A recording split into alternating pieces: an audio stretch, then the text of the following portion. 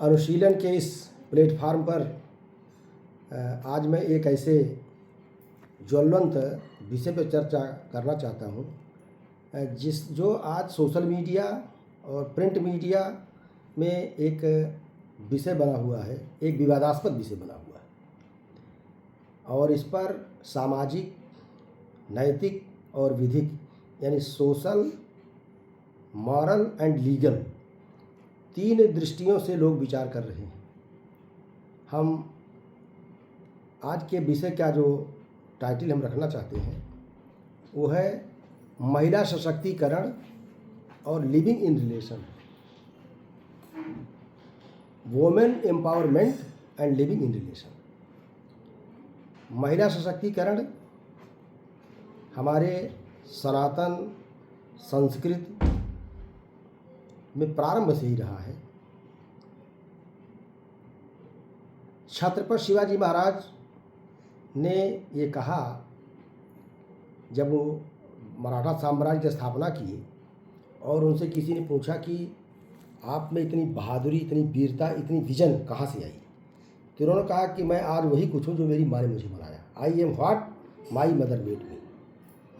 Napoleon ने कहा था कि give me good mothers, I will give you good nation.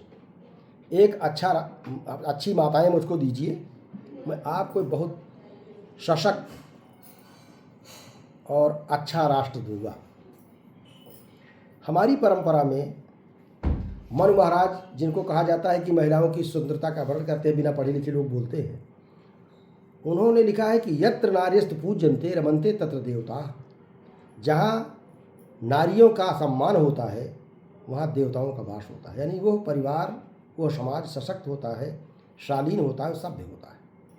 यत्रैस्तास्तु न पूज्यन्ते सर्वास् तत्र असफला क्रिया।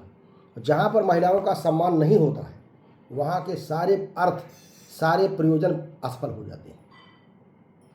तो महिलाओं का सम्मान और सशक्तिकरण किसी भी सभ्य समाज की पहचान है। लेकिन आप सभी लोग इस बात से परिचित हैं कि हमारे देश पर, हमारी संस्कृति पर जितने विदेशी आक्रमण हुए हैं उतना शायद दुनिया की किसी संस्कृति पर हुए हो। कालक्रम में लगभग आज से 2000 वर्ष पहले से भारत की संस्कृति पर आक्रमण हो रहे हैं। आपने नाम सुना होगा हूणों का।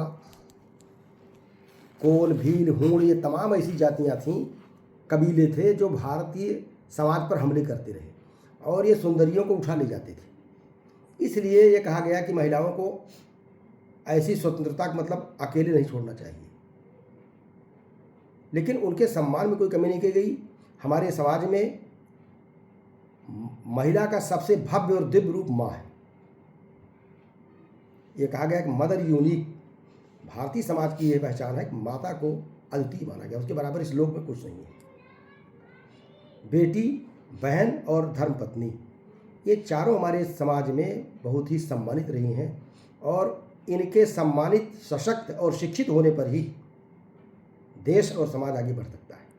लेकिन कालक्रम में यह हुआ, जब विदेशी आक्रमणों की हमने चर्चा किया, उस क्रम में यह हुआ कि महिलाओं की स्वतंत्रता का धीरे धीरे ह्रास हुआ, उनकी शिक्षा का ह्रास हुआ और अधिकारों में भी कमी आई, स्वतंत्रता में भी कमी आई। और एक मिडवल पीरियड में, सामंती समाज में, जब इस देश पर मुग़लों का शासन हुआ, अंग्रेज आए, उस समय देश में गरीबी बहुत ज़्यादा थी और उस परिस्थिति में गरीबी की सबसे शिकार महिलाएं हुआ करती थी, क्योंकि यही वह वर्ग था जो भोजन पानी खाना बनाता था और अगर खाद्यान्न की कमी होती थी तो उसकी शिकार महिलाएं होती थी। लेकिन कालक्रम में समय बदला, तो कोई समय एक जैसा नहीं होता है।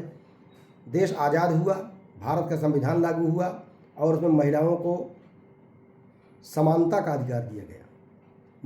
अनेक महिला संगठन बने, महिलाओं के सशक्तिकरण के लिए फेमिनिस्ट मूवमेंट्स हुए, उससे महिलाओं को का दर्जा एक विशेष रूप मिला और आज़ादी बढ़ते यहाँ तक आ गया, मॉडर्निटी के प्रभाव से, पश्चिम की आयातित संस्कृति के प्रभाव से एक कंसेप्ट आया जो हमारे देश में कभी नहीं था, living in relation. Living in relation का कारण एक तो ये आया कि लोगों ने शादी विवाह को रोज़गार से जोड़ना शुरू कर दिया। जब हमें कोई रोज़गार मिल जाएगा, एम्प्लॉयमेंट मिल जाएगा, तब शादी करेंगे। उससे 30 साल, 40 साल, 35 साल, 50 साल तक अगर रोज़गार नहीं मिला, शादी नहीं करेंगे। तो एक आज़ादी दी गई लिविंग इन रिलेशन की, कि बिना शादी विवाह के स्त्री और पुरुष साथ रह सकते हैं, शारीरिक संबंध बना सकते हैं। तो यहाँ तक की आज़ादी दी गई। यद्यपि हमारा समाज इसे अलाउ नहीं करता है, सनातन संस्कृति अलाउ नहीं करती है। कानूनी तौर पर तो इस पर रोक नहीं है, बशर्ते महिलाओं के साथ कोई रेप न करे, उनकी इच्छा के विरुद्ध क्रूरतापूर्वक उनके साथ कोई संबंध बनाया जाए, वो तो अपराध है, लेकिन इसको अपराध नहीं माना गया। अब हो क्या रहा है, कई केसेस से आए कि गर्लफ्रेंड बॉयफ्रेंड का कंसेप्ट आ गया और लिविंग इन रिलेशन में कुछ लोग रहने लगे। और जब किसी बात पर अनबन हुई, खटपट हुई, तो महिला ने ये आरोप लगाया कि इन्होंने मेरे साथ दुष्कर्म किया, मेरा शोषण किया। और इसमें कई मुकदमे, कई केस आ गए हैं इसे। इसी संदर्भ में मैं बात करना चाहता हूँ। कुछ आंकड़े हैं दैनिक जागरण के, जो अभी 31 जुलाई को आए हैं, 31 जुलाई 2025 को। उसमें ये कहा गया कि 2015 तक दुष्कर्म के जितने मामले हैं, उनमें से 15% मामले लिविंग इन रिलेशन संबंधित। लेकिन 2021 आते आते दुष्कर्म के जितने प्रकरण थे, उसमें 51% मामले लिविंग इन रिलेशन के आ गए। इसमें दो तरह के मामले आए, शादी के बाद का प्रकरण और शादी के पहले का प्रकरण। शादी के पहले के प्रकरण में अभी एक क्रिकेट खिलाड़ी हैं, जिनका नाम लेना शायद ठीक नहीं है, लेकिन हालांकि उनका नाम अखबारों में आ चुका है, यश दयाल। उनके खिलाफ एक महिला ने आरोप लगाया कि इन्होंने मुझे 5 साल तक मेरे साथ शारीरिक संबंध बनाया और मुझे शादी करने से मना कर रहे हैं। इस पर हाई कोर्ट में अग्रिम जमानत के लिए गए, इलाहाबाद हाई कोर्ट में ही। इलाहाबाद हाई कोर्ट ने पूछा कि 5 साल तक आपके साथ शारीरिक संबंध क्या बिना आपकी इच्छा के बनाया गया? आप होटल में जाती रहीं तो किस लिए जाती रहीं? आप बिना इच्छा के, कोई पकड़ के ले जा रहा था क्या आपको? और अग्रिम जमानत दे दिया। एक प्रकरण आया जिसमें एक महिला ने शादी होने के बाद, 2 बच्चों की मां बनने के बाद भी एक दूसरे आदमी से शारीरिक संबंध बनाया। उस व्यक्ति ने इनके खिलाफ मुकदमा किया। तो इनके वकील ने बहस किया कि my body is my choice, मैं कोई वस्तु नहीं हूँ, मेरी शरीर में अपनी शरीर चाहे जो करूँ, इनसे क्या मतलब है? अब ये प्रश्न है, स्वतंत्रता का मतलब स्वेच्छाचारिता तो नहीं हो सकता है? क्या ये फ्रीडम एब्सोल्यूट है? संविधान एब्सोल्यूट फ्रीडम तो नहीं देता है। ये आप लोगों के विचार विमर्श के लिए तो कमेंट चाहिए कि उस महिला को दंडित किया जाए न किया जाए, क्योंकि ये डिसेप्शन का केस है। अब चाहे पुरुष हो चाहे स्त्री हो, अपने हस्बैंड को धोखा देना या अपनी पत्नी को धोखा देना, दोनों ही क्राइम की कैटेगरी में आता है, विश्वासघात है। तो इस प्रकार का प्रकरण आया।